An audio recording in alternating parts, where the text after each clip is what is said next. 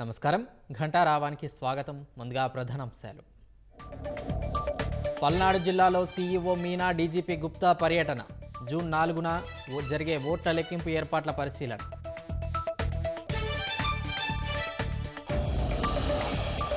జవహర్ రెడ్డి కుమారుడి నేతృత్వంలో వేల కోట్ల భూకుంభకోణం. కూటమి గెలవగానే విచారణ జరిపిస్తామని మూర్తి యాదవ్ వెల్లడి.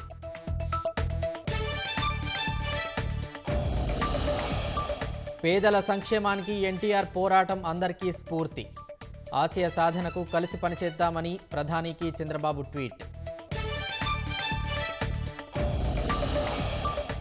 దేశవ్యాప్తంగా ఘనంగా ఎన్టీఆర్ 101వ జయంతి వేడుకలు. కేక్ కట్ చేసి పూలమాలలు వేసి నేతలు, అభిమానుల నివాళి. రెమాల్ తుపాను ధాటికి ఈశాన్య రాష్ట్రాల్లో భారీ వర్షాలు. త్రిపురలో 10 మంది మృతి. రెడ్ అలర్ట్ ప్రకటించిన ఐఎండీ.